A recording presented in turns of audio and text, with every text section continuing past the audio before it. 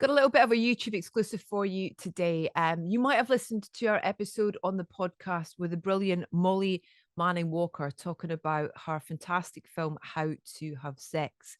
And within that, I talked extensively about how fantastic Mia McKenna Bruce is, who plays the lead Tara in it.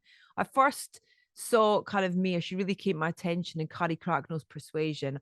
I thought she stole every scene that she was in. And then seeing her in How to Have Sex kind of just confirmed how fantastic she is. She's been longlisted for BAFTA Best Actress. She's one of the Rising Star nominees. I think she's amazing. I'm very excited to have a little chat with her about how to have sex and kind of life at the minute. Oh, it's great to chat to you again. And you, how are I you? I'm really well, thanks very much. I was just thinking about the last time that I saw you for Persuasion. We did that Yeah, Q&A with Cardi and stuff. yeah. I think I said to you on the night as well, you absolutely stole every scene you were in that film. It was like this little, Thank you. I mean, I just had the most fun on that film, honestly. yeah, little pocket rocket. You're like, oh my God, amazing. I can't wait to see what she's doing next. And then we have How to Have Sex. Listen, congratulations. It's an extraordinary performance, Mia. It's really quite something special. Thank you so much. Thank you. I mean, it's just been an absolute whirlwind. It's been insane. You must be so thrilled though with the response both your performance has had and the film, in terms of how it's connected. Yeah, definitely. I mean, when we were shooting it, we kind of were in this ghost town of Malia because it was out of season. It was like no one else was there but us pretty much, so we kind of forgot that anyone else would actually see the film. So, and it was only like just over a year ago that we wrapped, so this has all happened so Oh fast. my God. Yeah, so it was a super quick turnaround. Molly was like a beast in the edit. How would you describe, like, in terms of, I mean, it was great to chat to her and Patrick actually, in terms about Yes. stuff about um really amazing. And also just as well speaking to Charlotte about Molly as a DOP as well, in terms of on Scrapper. And she's just seems to be this full kind of 360 kind of Yeah. uh collaborative, just fully immersed in whatever it is that she's doing. What was it like working with her as a kind of, as a kind of leader and, team player on the film? This is my favorite thing to talk about because honestly, I am like Molly Manning Walker's biggest fan. Like, just as a human being, she is exceptional. Like, I can't even, she has no idea how incredible she is as well. So, like, going into everything, she's kind of, before the film was released at Cannes, she was like, oh, what if people don't like it? I was like, Molly, like, you've done a really good film. I think people are going to like it. And then obviously they really liked it. But she's just incredible in every way. And I mean, you said it, she's so collaborative. And from the get-go, she kind of made our experience on the film like that. We it felt like it was all of us in this together all the way Yeah. through. And it was the first time kind of, I think, I like, she made me believe in myself. The way that she kind of had this faith in me made me be like, yeah, I can do this and I want to give it kind of absolutely everything I have. And that was literally all thanks to Molly. This character Tara, though, in terms of, there's a lot for you to take on, as a character, in terms of what you Yeah. what you bring to that performance. And so much of it is unspoken, in Yeah. terms of, it's not, oh, that's really weird. How that just, my light just went crazy. It's like what, power surge or something. It's, in terms of that, of what you're telling us story wise without kind of it being scripted, but also the emotional weight that's carried on that character in terms of, from the experience that she's gone through.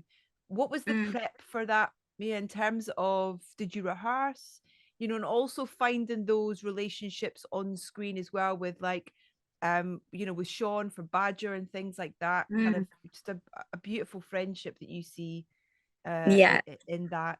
Do you mind talking a little bit about your prep before even kind of starting filming, Yeah, really? of course. I mean, I was super lucky. I kind of joined the project quite early on before we shot it, so I got to do quite a lot of chemistry reads with different actors for the roles in the lead up. I think it was like maybe 3-4 months long of chemistry reads, which meant for me, you know, I got to kind of do these scenes with loads of different amazing actors, which was brilliant because it also meant, you know, every actor brings in something different. So it meant I was getting to play out Tara in these completely different kind of, I mean, they were the same scenes, but they felt completely different. So I was getting to play her out with different people, which was really, really cool for me. And then we got a great kind of, we did a week of rehearsals in London and then a week of rehearsals when we got to Malia as well.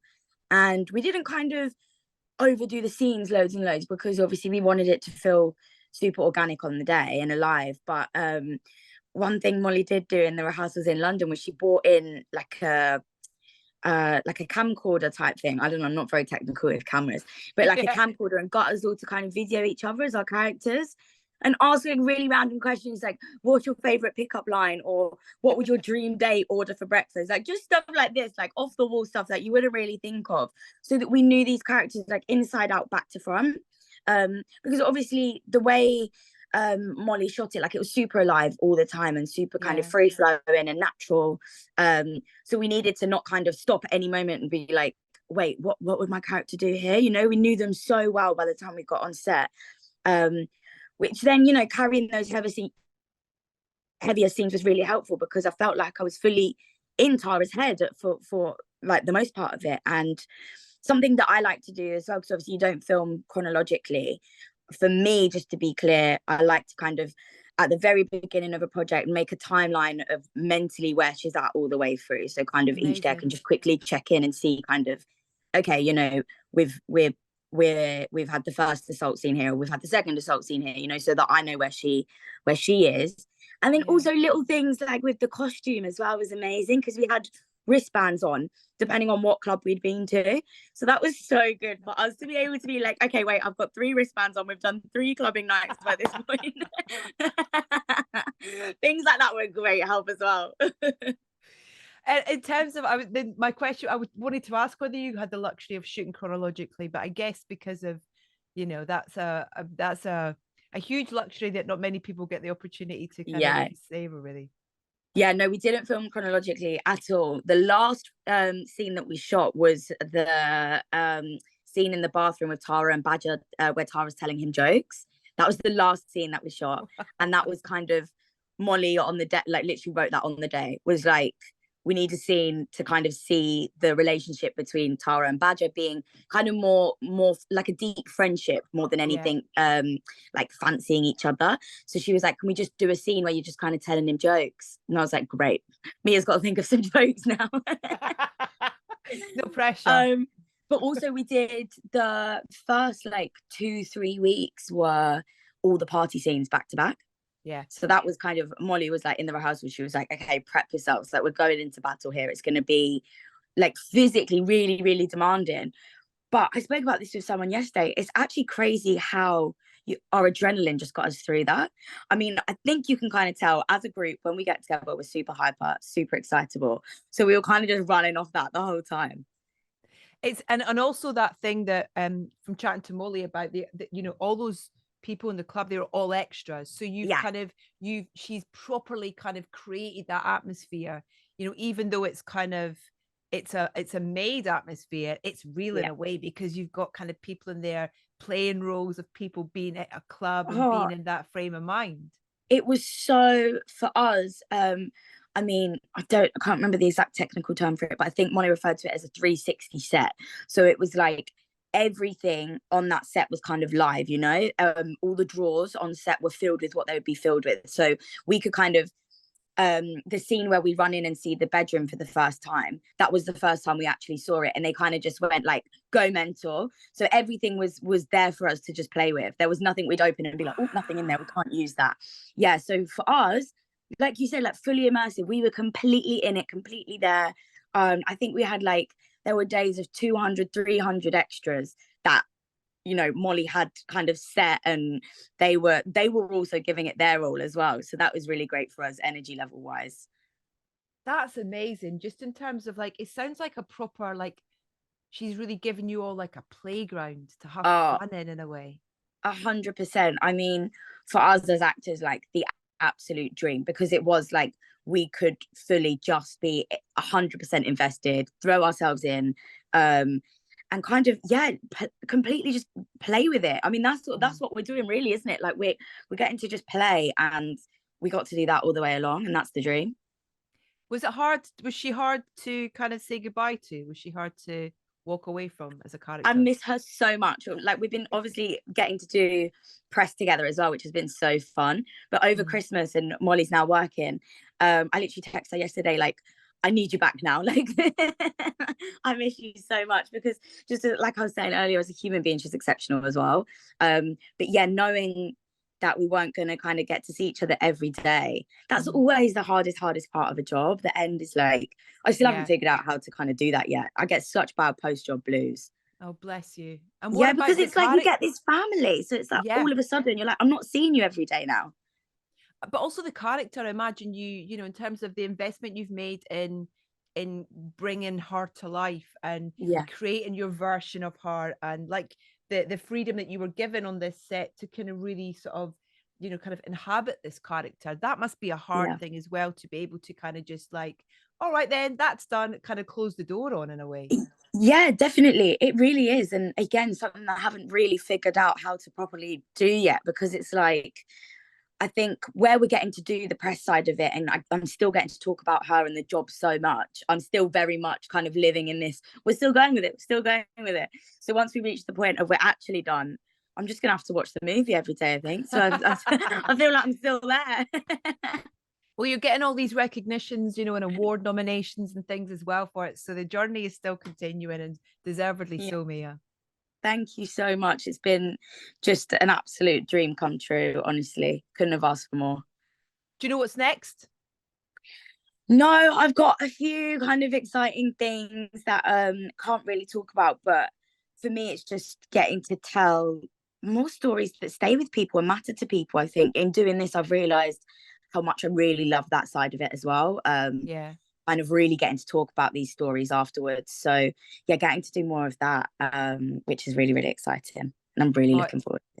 well, it's very exciting for us as kind of, you know, film fans as well, to watch you and see where that goes as well. Just before we finish music, Yeah. I know Molly played a lot of music on set, and there was, you know, there were specific songs with the guy, like the Emanike song, "Oh My God," you know, that's like, it's Oh like, my, it's yeah. yeah, yeah. So I It, remember as well, after our first rehearsals, Molly texted me that song, and she Mhm. was like, "Is this a cool song to use?" And I was like, "Yeah, sure." And then it just evolved into like, this was our anthem as the film.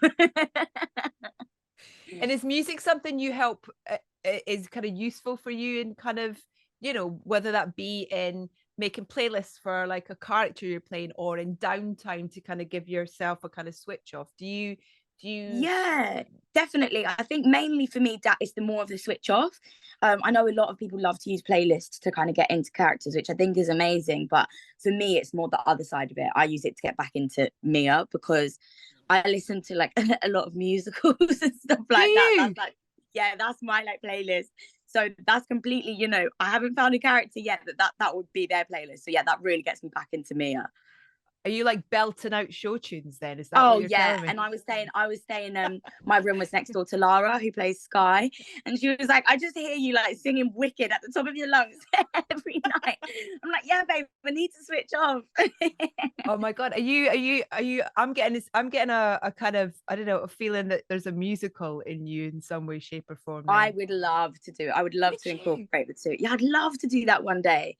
Love Yes. to. I mean, I think it'll be a whole different beast, but yeah, I would absolutely love to attack that for This has sure. been like the week of kind of musical revelations for me, because I was lucky enough to chat to Jodie Comer on Monday, and she's Oh, exactly the glory! same. So I I, Really? I think a Mia and Jodie Comer musical is what the world needs. Absolutely. Let's make it happen. I'll Get him on the email now. phone. Oh, listen, congratulations. You deserve all the recognition and praise, Thank because you. it's a phenomenal film. It's a really, I think it's a really important film as well, Mm, because of the mm. conversations, you know, I found it triggering, and it almost made me have conversations with myself about Yeah, situations I'd been through. And it wasn't yeah, about laying blame, it was about just kind of almost having a conversation with myself Yeah, about it that's in a it. The way. aim was to open the conversation, not shut anybody out of it. So I think, you know, Molly's mastered that, because the people we've got to speak to have been kind of coming forward and really seeing themselves in these characters, which is what we really could have asked for. Yeah. Oh, well, listen, I can't wait to see what's next, and I'll be voting for you. Thank you so much. All right, my darling, Thank take care. you. If you haven't seen How to Have Sex, I would rectify that immediately. And if you want to vote for Mia in the BAFTA EE Rising Star, just head to the socials and cast your vote.